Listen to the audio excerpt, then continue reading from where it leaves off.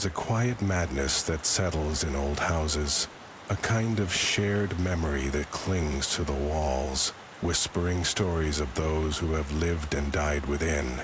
Such was the house that my great-aunt Beatrice left to me, a Gothic pile hidden amongst the rolling mists of a forgotten countryside. I received her letter on a day when the sky was an unforgiving slate, its contents as surprising as a sudden thunderclap. Great-aunt Beatrice had always been an enigmatic figure in the family. A recluse, some said. Others whispered of her profound eccentricities that edged towards the damning line of madness.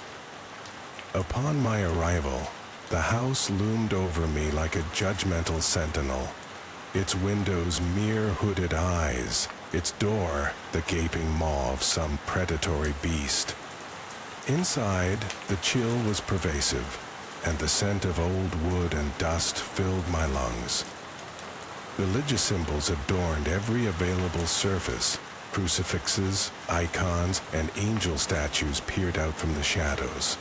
They seemed to watch over the house, a silent congregation in a forgotten chapel. I had not been particularly religious, but the sheer number of these artifacts was overwhelming, casting an eerie sacredness over the mundane. Initially, life in the house was one of quiet introspection, the isolation a soothing balm after the relentless pace of city life. I spent my days exploring the many nooks and crannies, discovering forgotten heirlooms and cryptic diary entries penned by Beatrice's own hand. Her writings were erratic at best, streams of consciousness that dipped into the metaphysical and the divine. There were pages dedicated to her conviction of a celestial lineage running through our family, a belief she clutched to with a sort of desperate reverence. And it was a lineage, she wrote, that promised transformation, elevation, a return to a purer form, one closer to the angels themselves.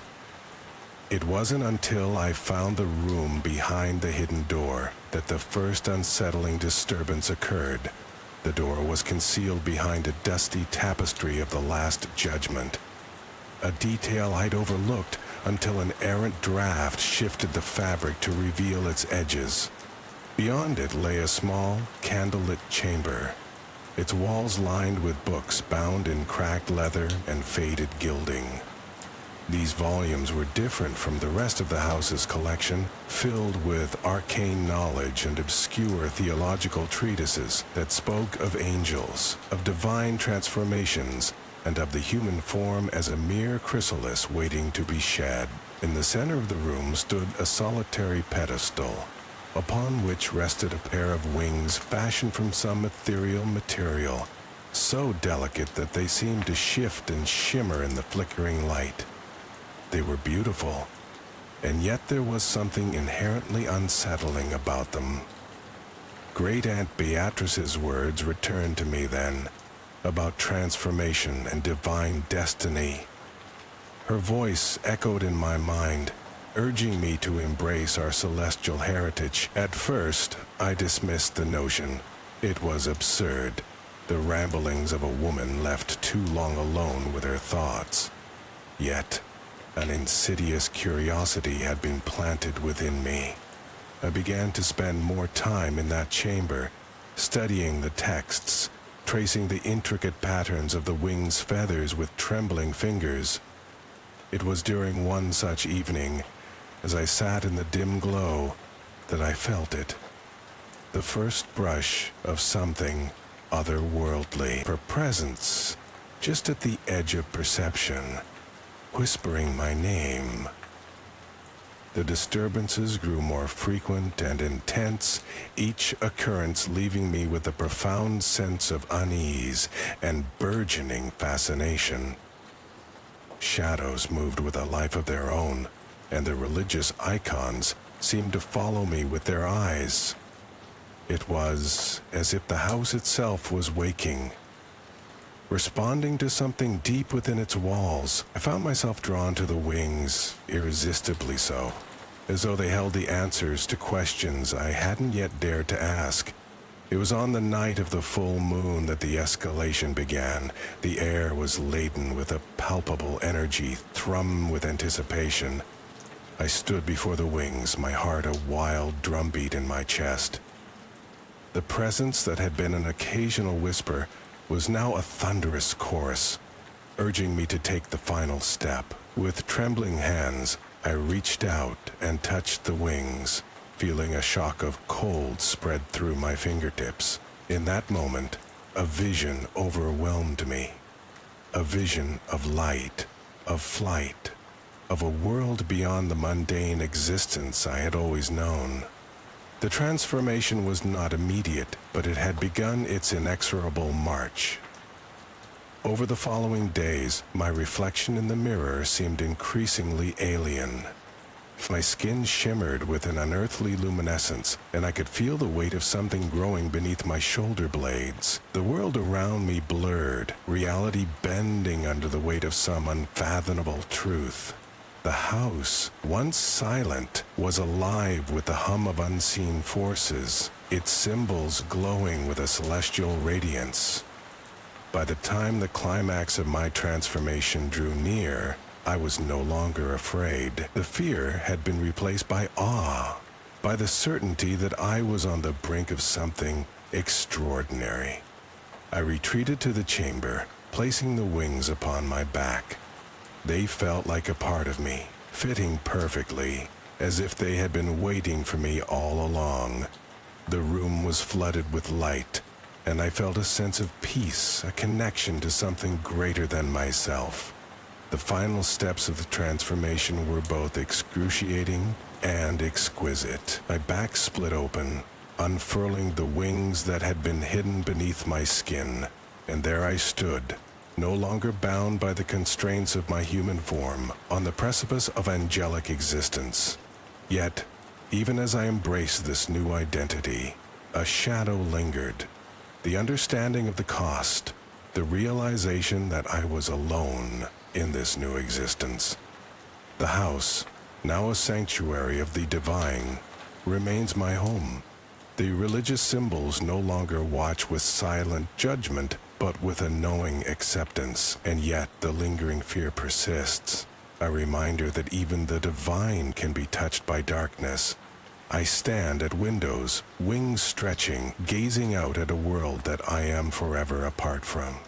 The whispers have not ceased, promising secrets and destinies yet to be fulfilled. In the solitude of my angelic form, I contemplate the madness that is both a curse and a revelation. A madness that dwells not just in the house, but within the very essence of what I have become. The town nestled quietly along the banks of the river was a typical university town, where the rhythm of life ebbed and flowed with the academic calendar. Its cobblestone streets and historic buildings bore the weight of countless generations' memories. But my mind was far from the quaint charm these structures held. It was the fall semester of my sophomore year, and like many of my peers, I lived in one of the off-campus houses that lined the outskirts of town. My girlfriend, Elara, and I had been dating since our first year, a time marked by discovery and the first taste of freedom away from home. Elara was enigmatic, with a presence that was both calming and magnetic. Her laughter was like a clear spring day, and her eyes held a mysterious depth that often left me pondering their secrets long after she had stepped out of the room. We spent our days between lectures and assignments, often retreating to the edge of town where the woods whispered secrets that only nature could hold. It was in these woods, amongst the canopy of trees, that our relationship truly blossomed. As the leaves began to turn amber and gold, I found myself drawn even closer to Elara. There was a sense of inevitability to our relationship's progression, a quiet understanding that we would soon share a more intimate bond. It happened one cool October evening. The house was empty, my roommates having gone to a party on the other side of town. The flickering candlelight cast elongated shadows across the walls of my room as Elara and I lay entwined, our whispers mingling with the gentle crackle of the burning wicks. In that moment, everything felt transcendent, as if the universe had aligned to bring us together in this single, perfect instance. It was my first time, a deeply personal and transformative experience that left me feeling both vulnerable and exhilarated. Yet, even as we lay there, our breaths synchronized, I couldn't shake a peculiar sensation, a subtle shift in the air, an inexplicable frisson that raised the fine hairs on my arms. I chalked it up to nerves, the aftermath of crossing a significant threshold in our relationship. The next morning, as I walked Elara home, I noticed a change in my reflection in the window of a passing shop. It seemed off, distorted somehow. My eyes, though the same shade of brown, had an unfamiliar glint, and my skin appeared sallow under the harsh morning light. I dismissed it as sleep deprivation, yet the unease lingered. Over the next few days, the feeling persisted, and with it came a series of unsettling dreams. Dark figures loomed in the recesses of my mind, their whispers unintelligible yet hauntingly familiar. In these dreams, I was a creature of shadow, prowling through the woods under a moonless sky. Each morning, I awoke drenched in sweat, the bedsheets tangled around me like a desperate embrace. I tried to focus on my studies, attempting to drown out the creeping sensation of something sinister lurking just beyond the periphery of my consciousness. The first real disturbance came when I noticed a change in my physicality. At first it was subtle. My senses seemed heightened, acutely aware of sounds and smells that had previously gone unnoticed. My appetite surged, a gnawing hunger that regular meals could not satiate. My reflection continued to alter in strange ways, the features subtly shifting, as if my visage was not fixed, but rather malleable like clay. I confided in Elara, hoping for reassurance, but her reaction was unexpected. She appeared concerned, her eyes flickering with an emotion I couldn't quite decipher. "There are things about my family you don't know," she confessed, her voice barely above a whisper. "Things that I haven't told anyone." Her words only deepened the mystery. Elara revealed that her lineage was steeped in witchcraft, a history that dated back centuries. The family had practiced in secret, she said, harnessing the natural energies of the earth. While she assured me that she had never actively engaged in any rituals, she admitted that the bond we shared might have awakened something dormant within her, something connected to her ancestry. As Elara spoke, I noticed a peculiar mark on her wrist, a symbol etched into her skin that pulsed with an eerie luminescence. She explained it was a birthmark, a sign of her heritage, but it was only now that I recognized its significance. The revelation should have alarmed me, yet I found myself strangely accepting, as if a part of me had always sensed this hidden aspect of her world. The days turned into weeks, and the changes within me escalated. My strength increased, my reflexes sharper, but with them came a volatile temper that simmered just beneath the surface. I avoided mirrors, unable to face the stranger looking back at me. My mind was a tumultuous sea of confusion and dread, and my dreams grew darker, more vivid. In them, I was no longer a passive observer, but an active participant in unspeakable acts, driven by a primal urge that both thrilled and terrified me. One evening, as I walked through the woods towards Elara's home, the full moon bathed the landscape in its silver glow. The air was crisp, carrying the scent of pine and damp earth. A sense of foreboding clung to me like a second skin. As I approached the clearing where Elara often waited, I felt a sudden surge of energy, a visceral transformation that rippled through my body. My vision sharpened, colors more vibrant, the night alive with sounds I had never before perceived. Elara stood there, her expression a mix of fear and understanding. It's happening, she said, her voice steady despite the quaver in her eyes. The bond has awakened the old magic, and it's transforming you. Her words resonated with a truth I could no longer deny. Panic surged within me, a wild, uncontrollable force. I stumbled back, my heart pounding in my chest. As though triggered by my fear, the transformation intensified. My skin prickled, muscles contorting beneath the surface. I looked at Alara, pleading silently for help, but she could only watch, helpless and heartbroken. In those agonizing moments, I became something other, something monstrous. My senses were overwhelmed by the raw power coursing through me. The world around me blurred, and I surrendered to the primal instincts demanding release. I felt the rush of the wind against my face as I ran, the earth beneath my feet a mere blur as I disappeared into the night. The woods became both refuge and prison, the darkness concealing me from the world I once knew. Days became indistinct from nights as I wandered, my mind a chaotic blend of human thought and bestial instinct. The line between my former self and this new existence was irrevocably blurred. In the solitude of the forest, I grappled with the reality of my transformation. Memories of my past life flitted through my mind like fading echoes, and with them came a profound sense of loss. I longed for the normalcy I had once taken for granted, the mundane worries of student life, now a distant memory. My connection to Alara was severed not by choice, but by the inexorable pull of the magic that had claimed me. Weeks passed in this liminal state, each day a battle against the monster within. Yet, beneath the surface, a part of me yearned for reconciliation, for understanding. I was no longer the person I had been, but neither was I entirely lost. The woods had become an extension of my consciousness, a living entity that both tormented and nurtured me. One night, as the moon hung low in the sky, I found myself at the edge of the forest, drawn inexplicably towards the lights of the town I had once called home. The familiar sights and sounds tugged at the remnants of my humanity, urging me to return.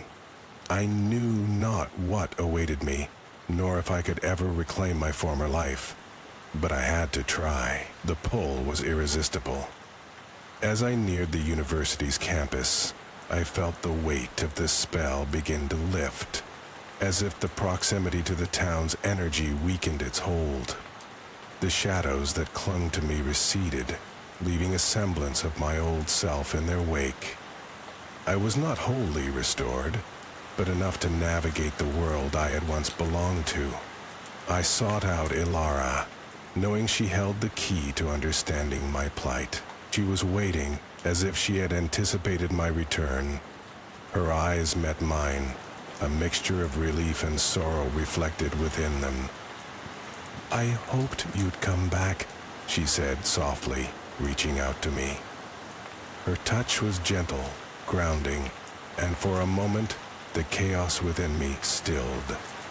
Together, we delved into the history of her family's magic, searching for a way to reverse the transformation, or at the very least, find a way to coexist with it. Days turned into nights as we pored over ancient texts and whispered incantations that spoke of balance and harmony between human and beast.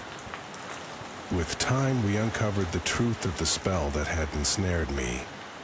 It was not solely the act of intimacy that had triggered my transformation, but the combined energies of our bond and the latent magic within Ilara.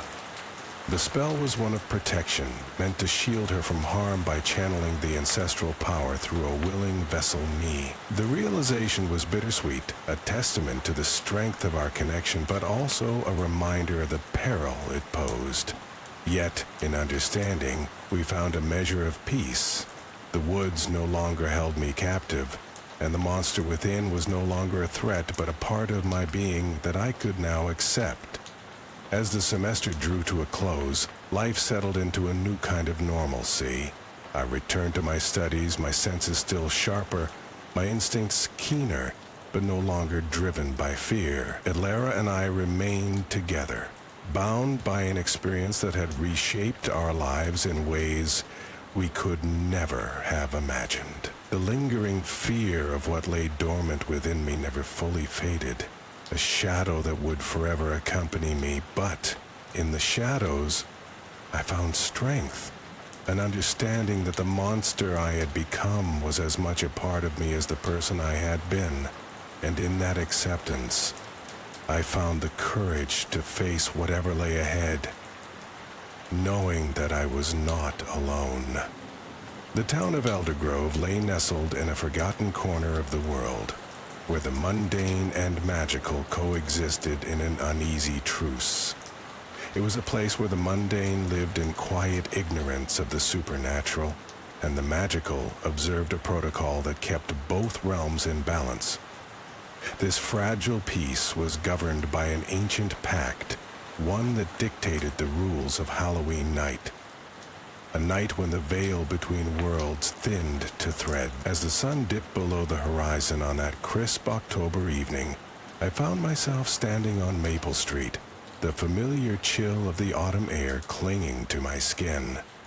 Children laughed and darted past in costumes, their excitement infectious. For them, Halloween was a time of candy and pretend.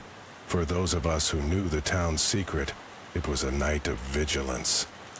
My name is Caleb, and like my father before me, I am one of the few tasked with upholding the Halloween protocol. This responsibility wasn't something I chose, it was something passed down, a legacy as old as Eldergrove itself.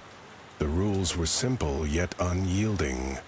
On Halloween night, the supernatural was permitted brief freedom, but only if the pact was honored. Boundaries must be respected, and a reluctant alliance must be formed to ensure the safety of all. As darkness creeped over the town, I prepared for the night ahead, knowing that this year would be different. There had been whispers among the townsfolk, hints of a disturbance in the delicate balance.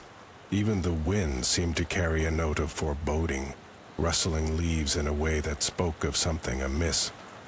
The first sign of disturbance came with the chiming of the town's clock tower at the stroke of 7. Its toll was deeper, resonating through the very bones of Eldergrove, as if announcing the arrival of something significant. I paused, my hand tightening around the talisman in my pocket, a small, unassuming stone, smooth to the touch, yet imbued with a protective charm. It was then that I first saw her, standing at the edge of the park where shadows pooled like liquid midnight. Her presence was ethereal, almost translucent, eyes like twin moons reflecting the secrets of the universe. She was one of them, a spirit from the other side, but unlike any I had encountered before. Her name was EERIE, and though we were worlds apart, our purposes aligned on this night. You feel it too, don't you? Her voice was a whisper on the wind, carrying a weight that belied her appearance. I nodded, understanding that the disturbance we both sensed threatened more than just the town. The pact was at risk, and with it, the safety of both our worlds. Together, we formed a reluctant alliance, two beings bound by necessity rather than choice. As the night wore on, the disturbances became more pronounced. The fabric of reality rippled with each passing hour, and the night air hummed with an energy that set my teeth on edge. Creatures of myth and shadow slipped between the cracks, testing the boundaries of their newfound freedom, albeit cautiously, as if aware of the consequences of overstepping the pact. Elara and I moved through the town, a silent spectral presence that went unnoticed by the revelers around us. Our task was to repair the rift in the pact, to restore the balance before the clock struck midnight and the breach became irreparable. It was a task fraught with danger, requiring an understanding of ancient rites that I had only ever read about in dusty tomes.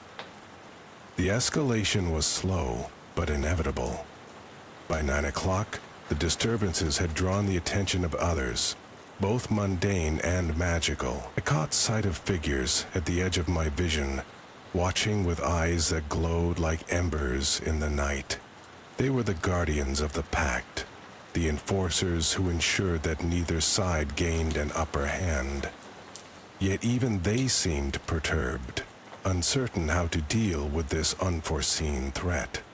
The climax came as the moon reached its zenith, casting a silver glow over Eldergrove. In the heart of the town square, where the cobblestone seemed to pulse with an inner light, the breach revealed itself, a shimmering void, a tear in the fabric of our worlds.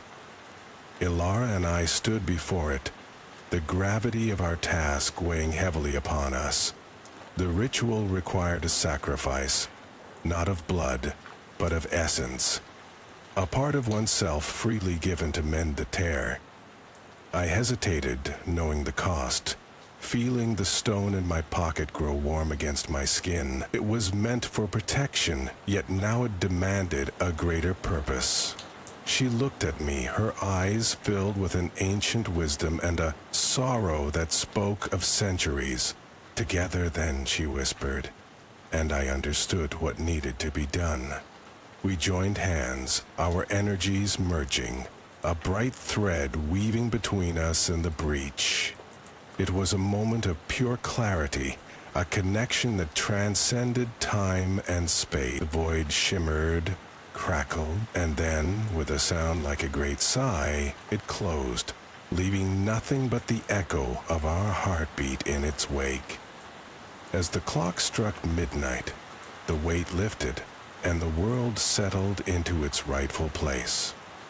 The pact was restored, the balance maintained, but the memory of what had transpired lingered, a reminder of how close we had come to the edge. In the aftermath, as the town resumed its festive air, Ilara and I stood apart, knowing that our paths would soon diverge. The alliance was over, but the bond remained. An unspoken promise that we would meet again, should the need arise. The lingering fear was a quiet specter, a whisper in the night that reminded me of the cost of vigilance. The Halloween protocol had been upheld, but the knowledge that the boundary was not as immutable as we believed cast a long shadow. Eldergrove, with its quaint charm and hidden depths, would continue as it always had, at peace for now, yet ever wary of the night when the world grew thin once more. And as I walked the streets of Eldergrove, the sound of laughter and celebration echoing around me, I felt the talisman cool in my pocket, a silent guardian against the darkness that lay just beyond the light. Every summer, without fail, the breeze at Glass Harbor becomes laced with a peculiar mix of salt and secrecy. It's a small coastal town, where the sea's whisper is constant and the horizon stretches with an inviting yet treacherous allure. Life moves with the rhythm of tides here, predictable yet tinged with a sense of unease, an unease that every resident has learned to mask behind polite smiles and cordial nods. I moved to Glass Harbor nearly a decade ago, chasing a quieter existence after the relentless chaos of city life threatened to consume me entirely. At first glance, the town was the epitome of tranquility. Pastel-colored cottages hugged the shoreline, and the community, while close-knit, welcomed newcomers with a warmth that seemed genuine. But it wasn't long before I noticed the peculiar behavior that took root as summer approached. A subtle tension simmered beneath the placid surface, like a discordant note in an otherwise harmonious symphony. The first summer of my residency, I witnessed the sudden disappearance of a child, a boy whose name I can no longer remember.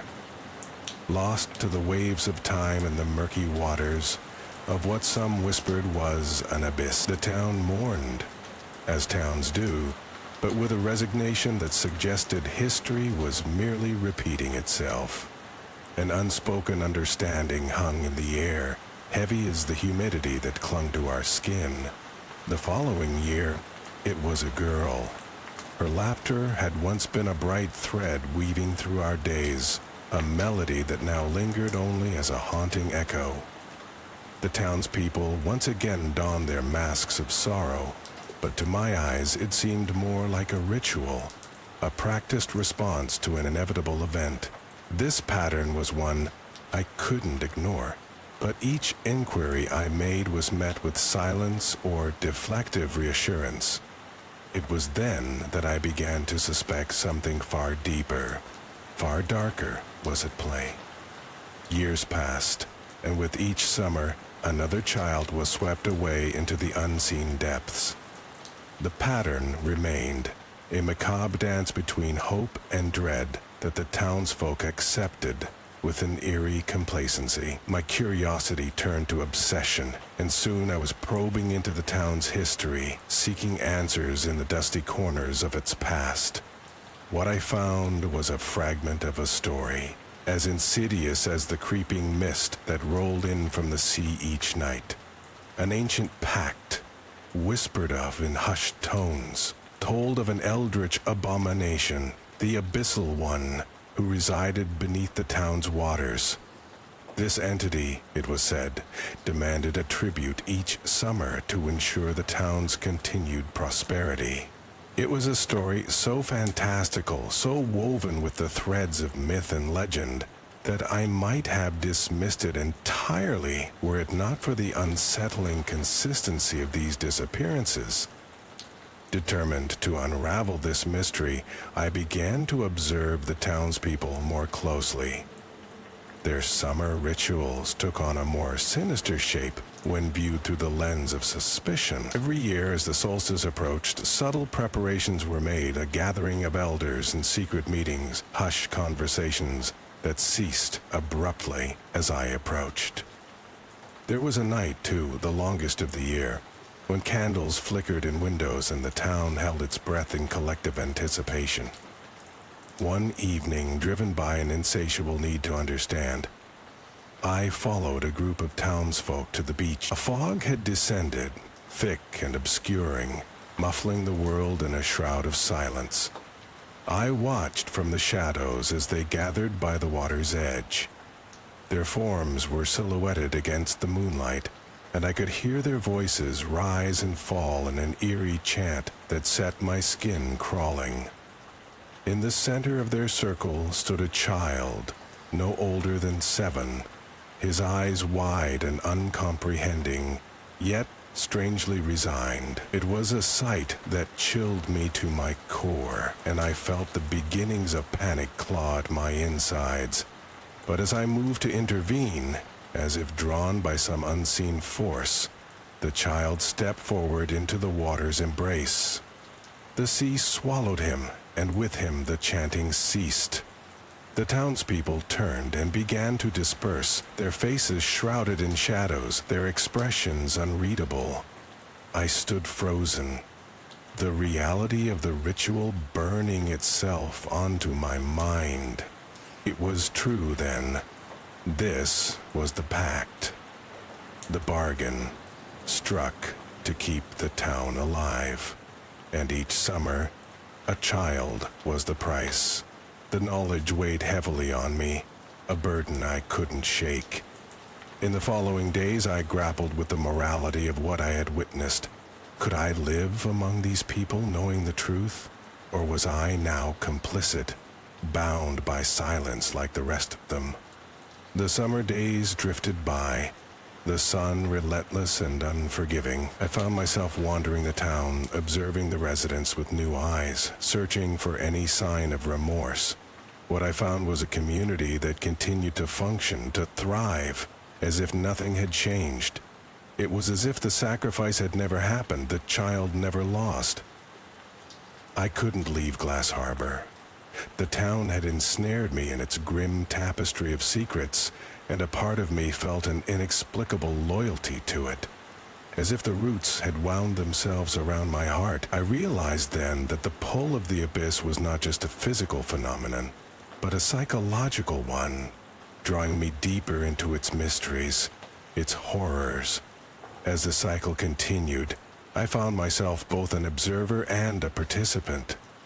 I learned to blend in, to nod in agreement when the elders spoke, to feign ignorance when newcomers asked questions. The abyss had become a part of me, and I, in turn, had become a part of the town's legend.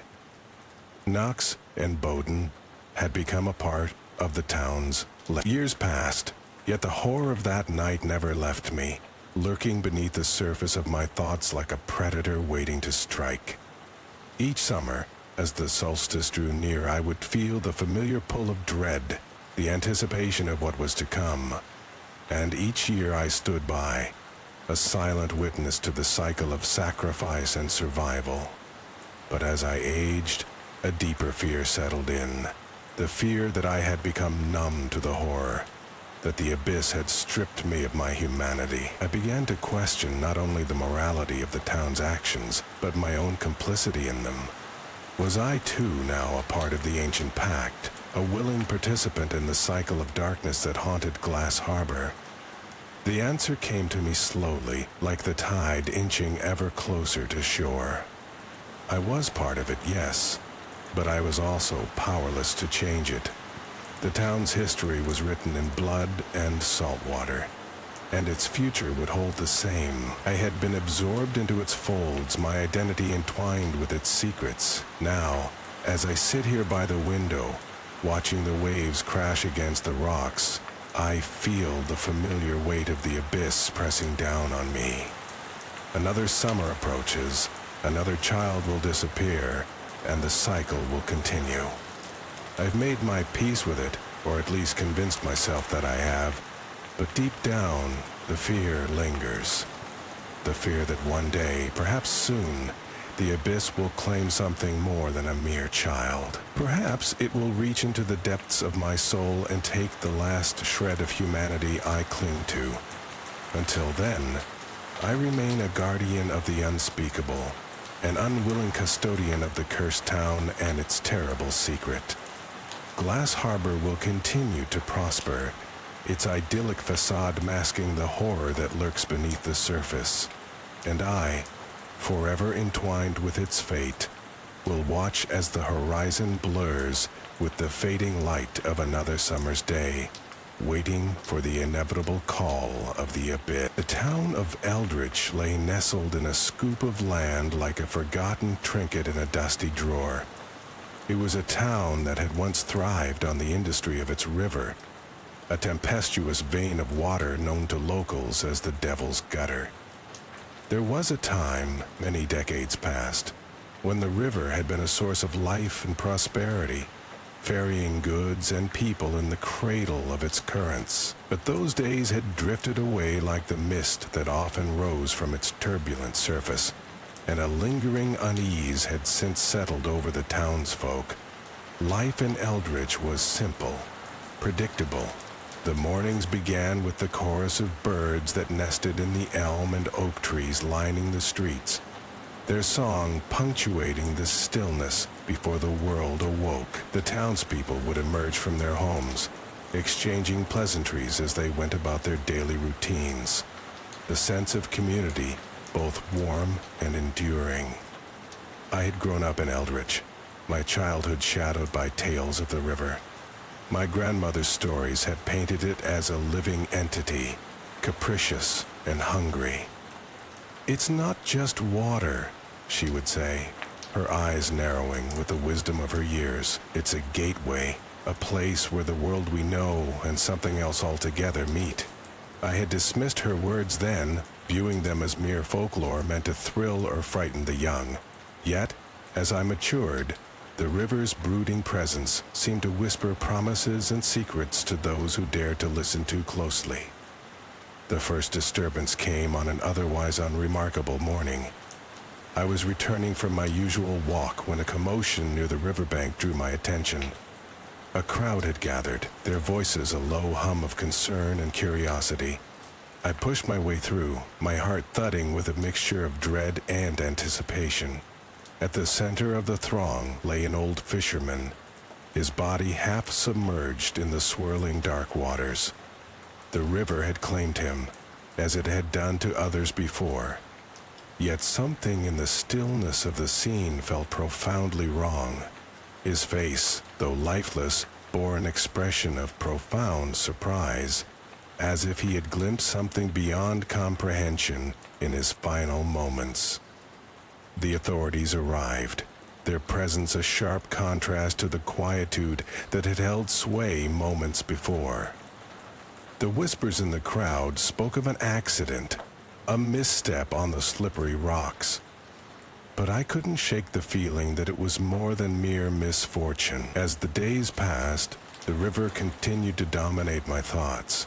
I found myself drawn to its banks, the whispering waters calling out to me in a language I felt I should understand, but couldn't quite grasp. Others in the town, too, spoke of a growing unease, a disquiet that seeped into conversations like a creeping shadow. The river, it seemed, was awakening from a long slumber, stretching its influence in ways unseen and unfathomable. One evening, as the sun dipped below the horizon, painting the sky with hues of crimson and gold, I ventured to the river once more. The air was thick with humidity and expectation, and I felt an inexplicable pull towards a part of the bank shrouded in creeping fog. I stumbled upon a clearing, the ground soft beneath my feet, and there I saw her, a woman, cloaked in a dress that whispered of another era. She stood at the water's edge, her silhouette a smudge against the fading light. There was an air of melancholy about her, a quiet desperation that resonated with the deepest parts of my soul. As I approached, she turned, her face a mask of serene sorrow. Her eyes met mine, and in that moment, I felt a connection as palpable as any I'd known.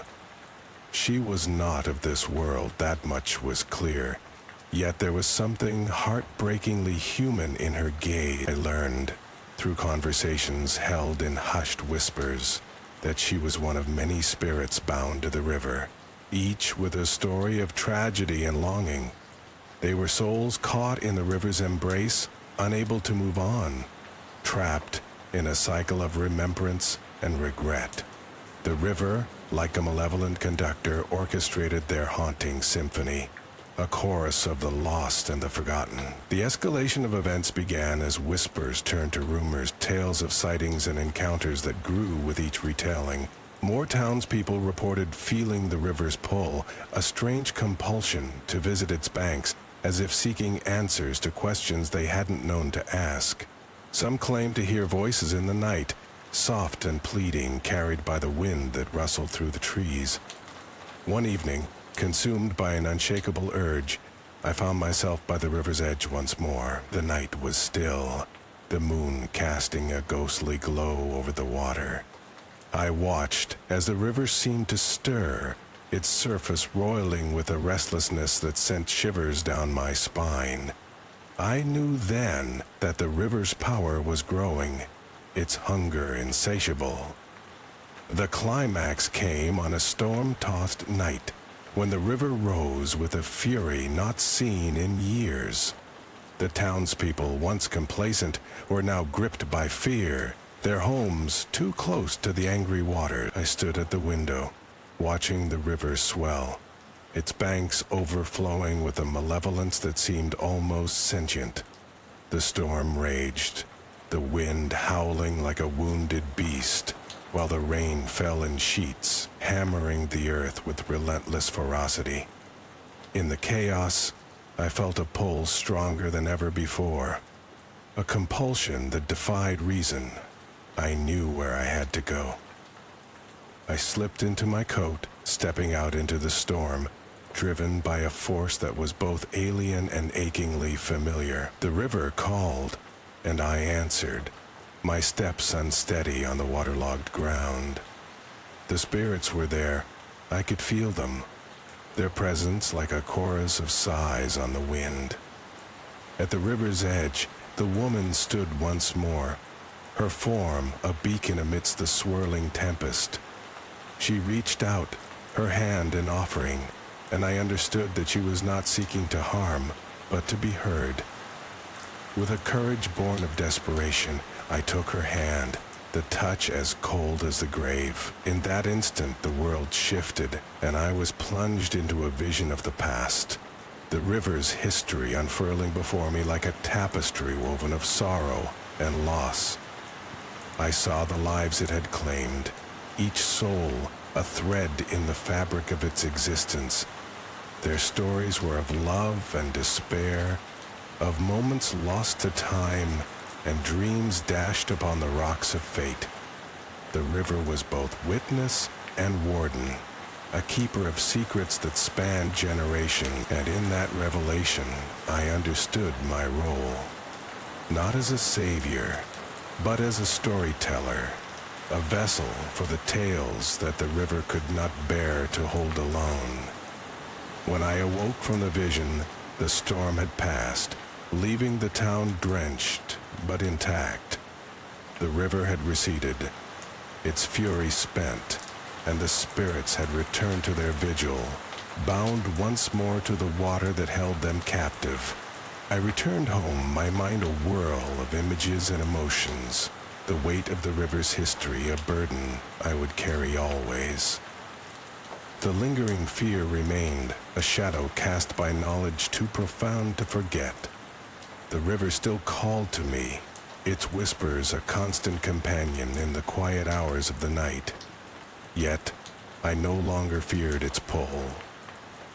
I had seen the truth of its nature, understood the depth of its sorrow. I became the keeper of its stories, my role to share them with those who would listen, to ensure that the lives it had touched would not be forgotten. The town of Eldritch continued on, its people bound by the shared knowledge of the river's presence. We learned to live with the specters of the past, our lives a testament to resilience and remembrance. The Devil's Gutter, a name whispered with a mix of reverence and dread, was more than a river. It was a reminder of the thin veil that separated the living from the ethereal, the known from the unknowable. The river remained, a constant and unwavering force, its depths concealing stories yet untold. And though its whispers might still draw the curious and the unwary, those of us who knew its secrets understood that it was not merely a threat to be feared, but a history to be honored. The tales of the Devil's Gutter would live on, woven into the fabric of Eldritch, a haunting melody that would echo through the ages. The town of Eldergrove sat nestled in a valley surrounded by thick forests, a place where the world seemed to pause in time, untouched by the rush of modern life. Its charm lay in the simple, quiet lives of its inhabitants and the serene beauty that enveloped the surroundings. It was a community where everyone knew everyone else, a place where each day unfolded with comfort and predictability. The morning sun spilled golden light over the rolling hills, painting the landscape with warmth and promise. Children played in the streets, their laughter echoing through the air, while the soft murmur of voices filled the local diner where old friends gathered over steaming cups of coffee. For as long as I could remember, Eldergrove was home. It was where my father taught me to fish in the winding river that cut through the heart of the valley, and where my mother tended her garden with patient hands. But that was all set to change. Plans had been drawn to dam the river and flood the valley, turning our beloved home into a reservoir. The government called it progress, a necessary sacrifice for the greater good of water conservation. We called it the end of a way of life, a drowning of memories beneath a vast, unnatural lake. The news brought an air of melancholy to our town, but we carried on our routines unchanged for the time being. We knew that the days were numbered, yet we clung to the hope that something might alter the course of fate. We weren't ready to say goodbye to the life we had known, to the familiar faces that had been part of our existence for as long as we could remember. And so, life continued, carrying with it an undercurrent of silent resignation. It was during this time of waiting that the first disturbance occurred. I was out by the river, seeking solace in the gentle babble of water over stones, when I first saw it. It was nothing more than a fleeting glimpse, a shadow that moved at the edge of my vision. I dismissed it as a trick of the light, a figment of my imagination brought on by the stress of impending change. Yet a chill crept over me, a cold whisper of unease that I could not shake. The days passed, and the shadow returned. I began to notice subtle changes, small anomalies that seemed to haunt the periphery of my existence. It was the way my mother called my name, a slight hesitation in her voice, as if testing the sound for the first time. It was in the way my father looked at me, his eyes clouded with something I could not place. And then there were the nights, those dark hours when silence pressed heavily, punctuated by whispers I could not decipher. The first real encounter happened one evening as I returned from a walk along the forest trails. The sun had dipped below the horizon, casting long shadows that danced among the trees. I rounded a bend in the path and paused, my heart skipping a beat. There, standing before me, was my own reflection. It was me, yet not me, an eerie likeness that smiled with a familiarity that was wholly foreign. Its eyes were wrong, lacking the warmth of life, replaced by a cold, unyielding gaze that chilled me to the bone. I stumbled back, my breath catching in my throat as the figure melted into the shadow. I could not comprehend what I had seen, could not rationalize the impossibility of encountering a reflection of myself that moved independently. I returned home, shaken and silent, unable to confide in anyone what I had witnessed. The familiarity of the lights in my home should have been comforting, but instead, they cast long shadows that seemed to watch with no impatience. As the days passed, the encounters grew more frequent. The doppelgangers were not confined to my own image. They took on the guise of those I loved, each one a twisted parody of familiarity. I would see them from the corner of my eye, a glimpse of my father by the riverbank, his figure disappearing as soon as I called out to him. My mother would turn a corner, only to be standing beside me moments later, the impossible geometry of their presence defying logic. I began to feel the world closing in, the valley once so open and welcoming now a trap tightening around us. The villagers started to whisper of strange happenings, of seeing loved ones in places they could not have been. A sense of dread settled over Eldergrove, though we spoke of it only in hushed tones, as if acknowledging it would give it power.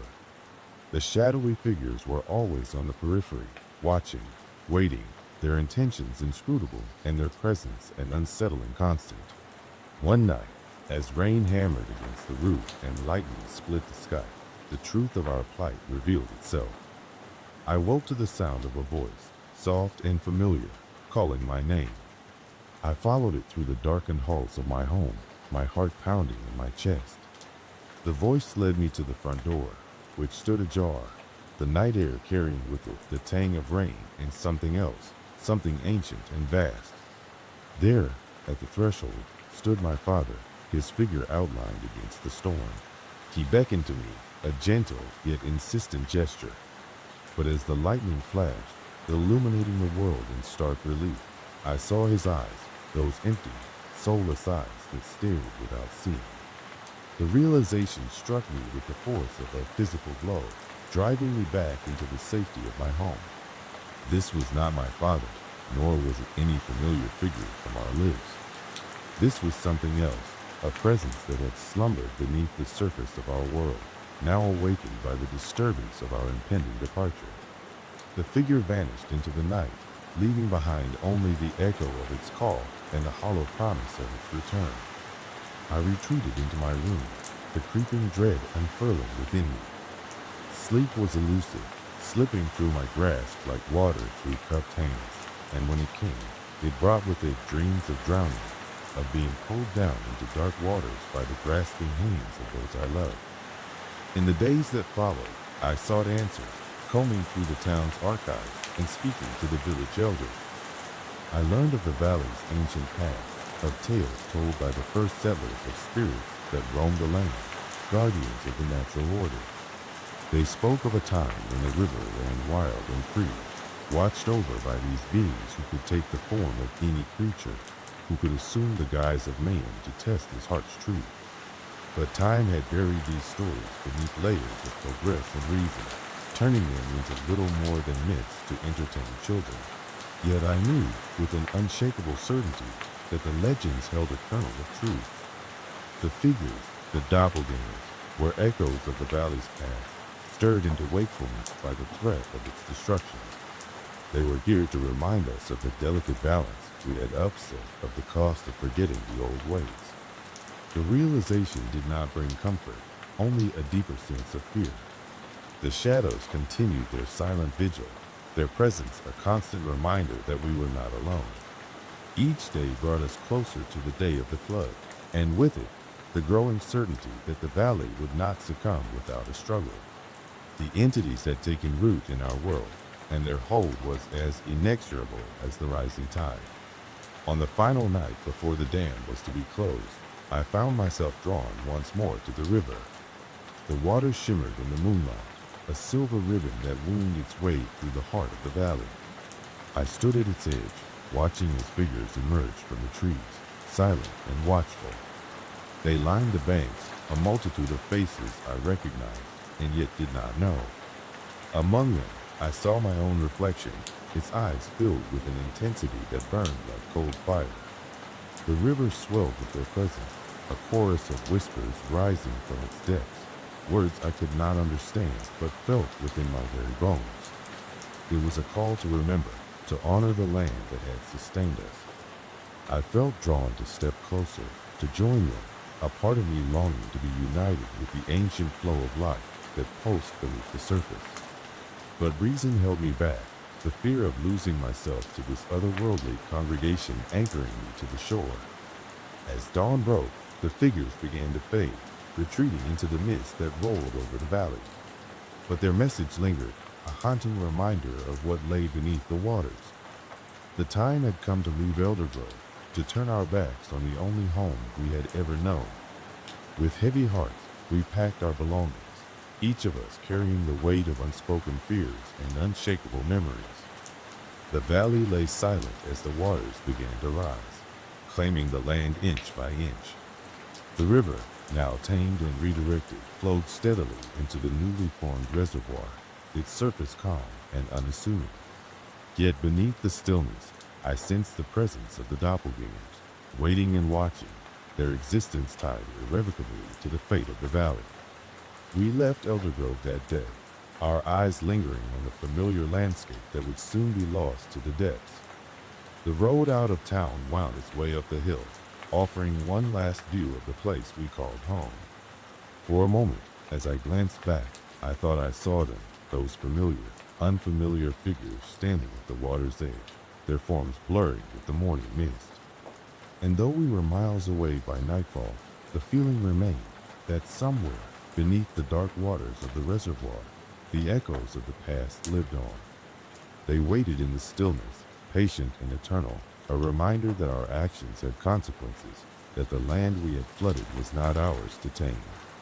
In the quiet moments of night, when the world was hushed and the shadows grew long, I could still hear the whispers on the wind, a haunting chorus that spoke of an uneasy peace, a truce forged in the depths where memory and water mingled as one. The summer of my 15th year was a haze of salt water and sunlight, wrapped in the predictability of life in Cardigan Bay. Nestled in North Wales, the small town was a postcard of tranquility, bordered by the gentle waves of the Irish Sea. For years, our village relied on the ebb and flow of tourists, drawn to the promise of serene coastal beauty and the chance to glimpse the playful bottlenose dolphins that graced our water. These dolphins, with their sleek gray bodies and intelligent eyes, had become the living emblems of our quiet town. Life was simple and reassuringly monotonous. My mother and I had settled into a comfortable rhythm after the initial upheaval of my father's departure. He had left us when I was barely old enough to understand, chasing some elusive dream that took him far from the confines of our bay. In his absence, we had discovered an unexpected resilience. It was just the two of us, and that was enough. Or so I thought. When David entered our lives, his presence was as sudden and unexpected as a summer storm. My mother met him at a fundraising event for marine conservation. He was charming, with an unassuming air of sophistication. His passion for marine life, especially dolphins, won her over quickly. My mother, who had spent years with a guarded heart, found a kindred spirit in him. Within months, he became a fixture in our home, his belongings slowly mingling with ours until he was as much a part of the house as the furniture. David seemed perfect. He was attentive and kind, always ready with a warm smile or a gentle word. He spoke of the dolphins with reverence, describing their intelligence and social structures with a gleam in his eye that was almost paternal. I found it hard not to be charmed, though there was a disquieting undertone to his enthusiasm, a fervor that seemed disproportionate. But I was young, and any concerns I might have harbored were easily dismissed amidst the comfort of newfound stability. The first disturbance came in the form of a private tour David arranged for us. His connections with the local Marine Research Center allowed us to venture further into the bay than most tourists. The day was bright, the sea a deceptively gentle mirror reflecting the sky. As the boat cut through the water, David spoke animatedly about the dolphins, his voice carrying over the gentle lapping of the waves. Then, as if summoned by his words, a pod appeared on the horizon, their fins slicing through the water with grace and precision. I watched, entranced, as they leapt and splashed around us. David's eyes were alight with something like awe, yet tinged with an intensity that made me uneasy. "They're almost human," he murmured, his gaze never leaving the dolphins. I saw one of the dolphins rise from the water, its dark eye meeting mine. It was an uncanny moment, a silent communion that left me feeling exposed. That night, I dreamt of dolphins. In the dream, they circled our boat. Their eyes, intelligent and knowing, they moved in synchrony, their sleek bodies weaving patterns that felt deliberate and ominous. I awoke with a start, the image of their watchful eyes lingering in my mind. As the days passed, the dolphins became a constant undercurrent in our lives. David seemed to grow more obsessed, spending hours at the research center, poring over data and footage. My mother, swept up in his enthusiasm, began volunteering there as well. I found myself alone more often, wandering the shoreline and watching the horizon. The escalation came slowly, like the tide creeping closer with each wave. It started with the dolphins appearing closer to shore, almost as if they were watching us. Locals began whispering about strange occurrences. Boats found adrift with no sign of their owners. Inexplicable equipment failures at the research center. The dolphins, once a source of joy, became a source of unease, their presence a harbinger of something darker. One evening, as the sun dipped below the horizon, casting the bay in shades of gold and crimson, David suggested another boat trip. My mother readily agreed, her face alight with the prospect of another encounter with the dolphins. I hesitated, a knot of unease twisting in my stomach, but under their expectant gazes, I relented. The sea was calm as we set out, the boat cutting through the water with ease. David steered us further out than before, his eyes scanning the water with an intensity that was almost predatory. The dolphins appeared, their silhouettes stark against the dying light. They surrounded us, their movements deliberate and synchronized. I felt the hairs on my arms rise, my instincts screaming that something was wrong. David's demeanor had shifted. His earlier warmth was replaced by a cold determination. "They're waiting," he said. his voice carrying an edge of anticipation. I glanced at my mother, her expression one of serene trust. She was oblivious to the tension that hung in the air, caught in the thrall of David's charisma. The dolphins began to close in, their eyes reflecting the fading light. Panic welled within me, but I was frozen, caught between disbelief and fear. David stood at the bow, arms outstretched as if welcoming them. There was a moment of stillness, a breath held collectively by the world, before chaos erupted. The dolphins surged forward, their bodies a blur of motion and power. The boat rocked violently, and I was thrown to the deck. David's voice rose above the din, a cry of triumph or madness. I couldn't tell. My mother reached for him, but the dolphins were relentless, their movements precise and unyielding. In the ensuing chaos, I saw the truth.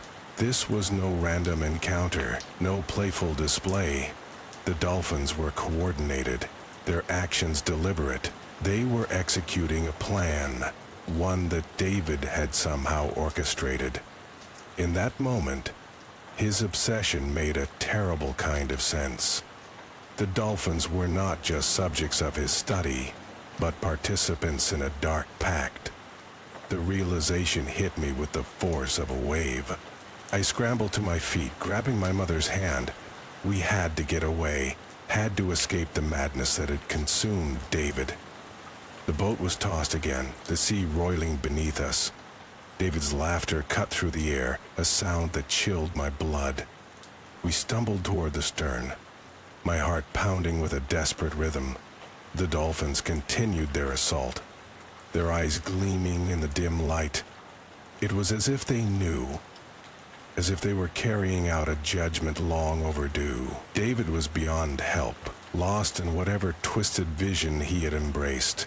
In a moment of clarity, I seized the wheel, forcing the boat to turn.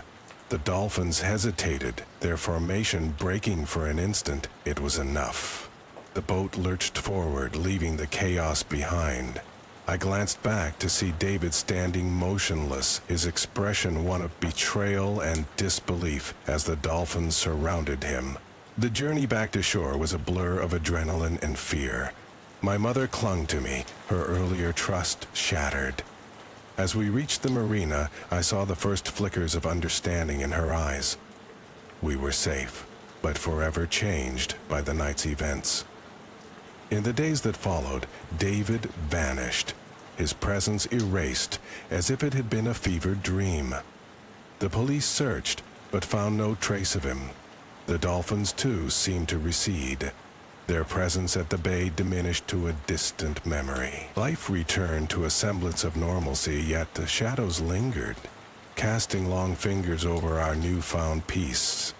The climax of that night had left an indelible mark, not just on my mother and me, but on Cardigan Bay itself. The dolphins had become a symbol of something untouchable, their grace hiding a darker power that was both mesmerizing and terrifying. People spoke of the events in hushed tones, their glances toward the water now tinged with wariness. Even now, as I stand on the shore, the sea stretching endlessly before me, I feel their eyes. The dolphins, once a part of our world, now seem to exist in a realm apart, watching, waiting. I wonder if they remember, if their judgment might one day fall again. The fear is a whisper at the edge of my thoughts, a reminder of the depths that lie beneath the surface. The past is a shadow that trails in the wake of my memories, a presence I cannot shake. I find solace in the routine of everyday life, yet the sea remains a constant, reminding me of the night when everything shifted. The dolphins glide through my dreams, their eyes knowing and wise, as if they are waiting for a moment I cannot yet foresee. In Cardigan Bay, the line between man and nature remains blurred, a testament to the fragile balance we walk. The dolphins were our guardians and our tormentors. their presence a reminder of the mysteries we cannot comprehend. I live in the peace of the present, yet the echoes of that summer linger, a haunting melody that plays softly beneath the rhythm of the waves not comprehend. I live in the peace of the present, yet the echoes of that summer linger, a haunting melody that plays softly beneath the rhythm of the waves